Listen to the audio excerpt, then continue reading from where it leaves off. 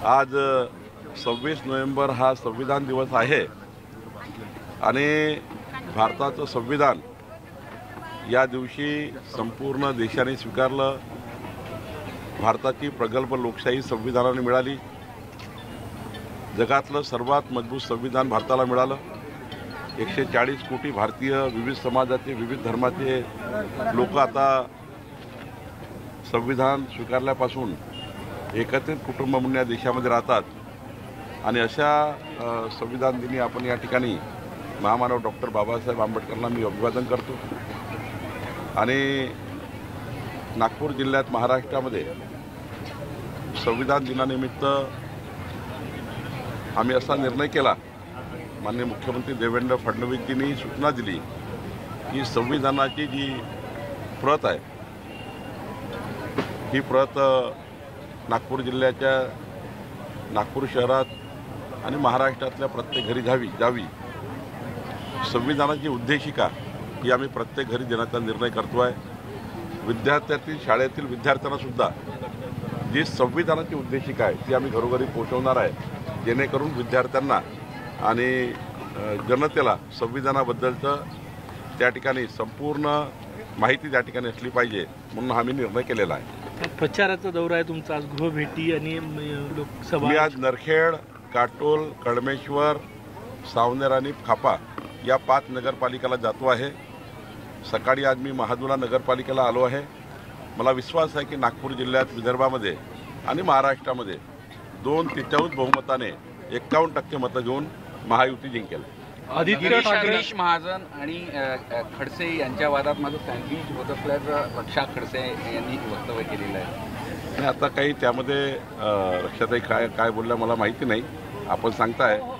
पण शेवटी कधी कधी पारिवारिक संबंध असल्यामुळं त्यांना कधी कधी असं होतं की बाबा रक्षाताई आता खडसे साहेबांची सूनबाई आहे, त्यामुळं थोडं असं नेहमी बघण्यात जातं। पण मला वाटतं की रक्षाताई ह्या प्रगल्भ आहेत। रक्षाताई कधी परिवारवाद त्या ठिकाणी करत नाही।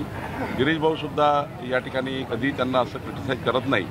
मला असं वाटतं की काहीतरी गैरसमजातून हे कोणतरी विधान केलं असेल। मुंबईमधले जे उभाटाचे नेते आहेत, सर्व नेते, मोठे नेते प्रचार करतायत। महाविकास आघाडीचे नेते, काँग्रेसचे तुरळक नेते सोडले तर प्रचारात दिसून येत नाही, फरक दिसत आहे दोन्ही आघाड्यांत। 2029 मध्ये काँग्रेस पार्टी एक किंचित होणार आहे। देशातली सर्वात लहान पार्टी काँग्रेस असणार। काँग्रेसमध्ये विसंवाद आहे, म्हणजे कोणी कोणाशी बोलायला तयार नाही, कोणी नेते एकामेकाचं तोंड पाहायला तयार नाही।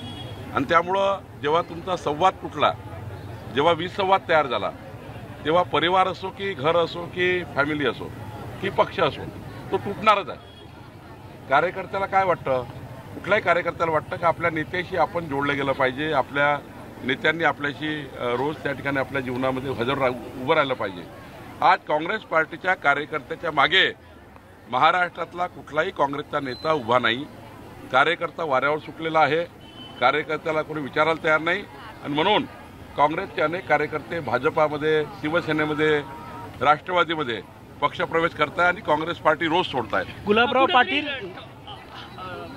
राज ठाकरे यांच्या प्रवेशाचा मुद्दा ती तिन्ही पक्षासाठी महत्त्वाचा आहे, कार्यकर्त्यांची निवडणूक त्यांच्यासाठी महत्त्वाची नाही। तेच सांगतोय, त्यांना वाटतं की नेत्याचा जमावडा तयार केल्याने निवडणुका जिंकता येतं असं त्यांना वाटतं।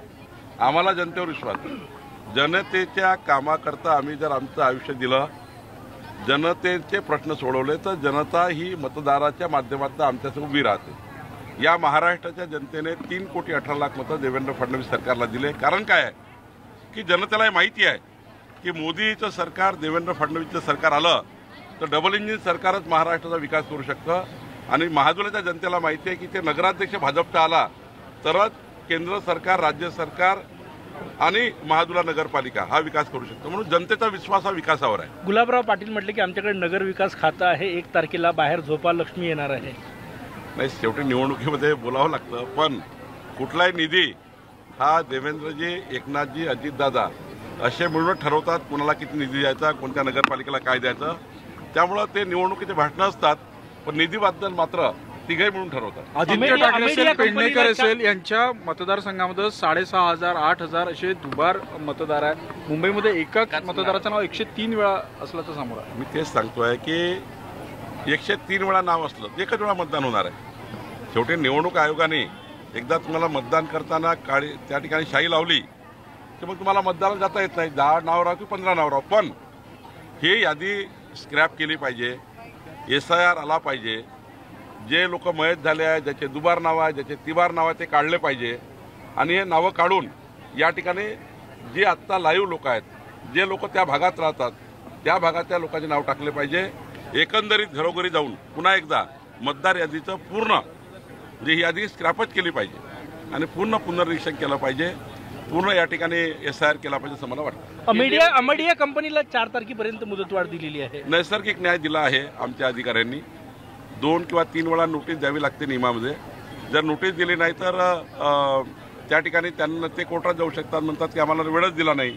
पुन्हा त्या ठिकाणी त्यांना संधी आम्ही देत नाही आहे. आम्ही त्यांना सांगतोय की तुम्हाला 1 वेळा 2 वेळा 3 वेळा आम्ही बोलवलं आहे, नैसर्गिक न्याय दिला आहे. त्यानंतर जर ते आले नाही तर आमचे अधिकारी योग्य निर्णय घेतील. केंद्रीय मंत्री जितेंद्र सिंह म्हणतात की IIT बॉम्बेचं नाव मुंबई झालं नाही, देवाचे आभार आहे. कुठं टीका होता ते काय बोलले मला माहिती नाही. त्यावर राज ठाकरेंनी ट्विट केलेलं आहे की मुंबई NCR सारखं गुजरातला जोडण्याचं या केंद्र सरकारचं प्लॅन असल्याचं त्यांना हेच राहतं. जेव्हा त्यांच्या निवडणुका येतात ना मुंबई वगैरेच्या, तर गुजरात दिसतं, ते बुलेट ट्रेन दिसतं. त्यांना विकास दिसत नाही. काहीतरी कुठं जोडायचं, कुठं काय करायचं. मुंबई ही महाराष्ट्राची आहे.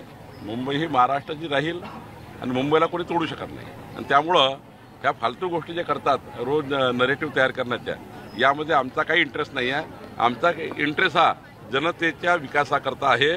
आम्ही जनतेचा विकास घडवू आणि महाराष्ट्रामध्ये विकसित महाराष्ट्राचा संकल्प राबवू. भाजपच्या सगळ्या प्रचार सभांमध्ये आता इथे महिला अग्रेसर आहे, लाडक्या बहिणी अग्रेसर आहे, हिरिहिरीनं भाग घेत आहे, प्रचारातही उतरलेले आहे. लाडक्या बहिणी 2.5 कोटी लाडक्या बहिणीसाठी महाराष्ट्र सरकारने, जसं छत्तीसगड सरकारने, मध्य प्रदेश सरकारने मजबूतीने 25 वर्ष योजना सुरू ठेवली आहे. आमचं सरकार लाडक्या बहिणीची योजना जोपर्यंत आमचं सरकार चालू ठेवणार आहे आणि या योजनेला अजून मजबूत होणार आहे. या योजनेला अधिक मजबूत करण्याचं काम आम्ही करणार आहे. आणि त्यामुळे मला असं वाटतं की लाडक्या बहिणी आमच्यासोबत आहे. शेतकरी ज्यांना आम्ही वीज बिल माफ करतोय ते आमच्यासोबत आहे. महाराष्ट्राचा सर्व समाज, सर्व धर्माचे लोक विकसित महाराष्ट्राकरता देवेंद्र फडणवीसजींच्या सोबत आहे.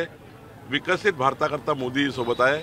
तुम्हाला निवडणुकीत दिसेल की 51% मतं भाजपा महायुतीने घेतले. भाजपचं काम करतो म्हणून काँग्रेसच्या माजी नगरसेवकांना भाजपच्या एका कार्यकर्त्याला मारहाण केल्याची घटना नागपूरमध्ये घडली होती. आता श्रीरामपूरमध्ये काँग्रेसच्या जिल्हाध्यक्षाचं अपहरण केल्याची घटना घडली. नाही, हे काही योग्य नाही आहे. असं वर्तनही योग्य नाही आहे. हे महाराष्ट्राला शोभण्यालायक नाही आहे. महाराष्ट्राची संस्कृती नाही आहे. निवडणुकीमध्ये भांडणं करणे हे काही योग्य नाही आहे. आणि त्यामुळं निवडणुकीमध्ये कुठलंही भांडणं पोलिसांनी हे उद्ध्वस्त केलं पाहिजे. या पद्धतीचं झालेलं पोलिसांनी आपला पूर्ण अधिकार वापरले पाहिजे. भाजप असो की काँग्रेस असो, कुठेही त्या ठिकाणी पक्ष म्हणून कोणाला सोडू नका असं माझं पोलिसांनाही निवेदन राहील. Thank you sir. नाही, भाजपमध्ये अनेक इन्कमिंग सुरू आहे. किंबहुना महायुतीमध्ये गेल्या काही राज्य म्हणजे विधानसभा निवडणुकीनंतर 43 इन्कमिंग म्हणजे उमेदवार आलेले आहे म्हणजे महायुतीमध्ये. खास करून विधानसभेमध्ये हे जे दुसऱ्या पक्षापासून दुसऱ्या किंवा तिसऱ्या क्रमांकावर ते तुमच्या टार्गेटवर आहे. नाही, आमच्याकडे जे आत्ता लोकांचा पक्षप्रवेश होणार आहे किंवा आमच्याकडे आहे ते अत्यंत महत्त्वाचे पक्षप्रवेश आहे. त्या लोकांनी आपापल्या भागात चांगलं काम केलं आहे आणि त्या लोकांना, जे लोक आमच्याकडे येणार आहेत त्यांना देवेंद्र फडणवीसजीच्या सोबत जोडायचं आहे, भाजपासोबत जोडायचं आहे, विकसित भारताकरता जोडायचं आहे. त्यामुळे त्यांनी आमच्याकडे येण्याचा या ठिकाणी मत व्यक्त केलं आहे. Thank you sir. महाराष्ट्रातील ताज्या बातम्यांसाठी बघत रहा टाइम्स टुडे 18 न्यूज. सोबतच शेअर करा, सबस्क्राईब करा आणि बेल आयकॉन प्रेस करा.